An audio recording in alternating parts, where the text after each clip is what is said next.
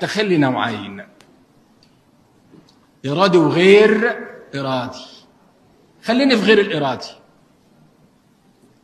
حضرتك كنت في حالة تجيز استيقافك، أقول له طلع لي بطاقتك يا ولد، وهو بيطلع البطاقة سقطت منه لفافة، سقطت لفافة. حاجة من اتنين، أقدر أشوف كن مداخل اللفافة قبل فضها ولا ما أقدرش؟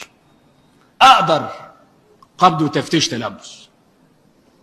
ما أقدرش أتحفظ على اللفافة، أجري التحريات، أستصدر الإذن، أنفذه. ده المظبوط، ده المظبوط.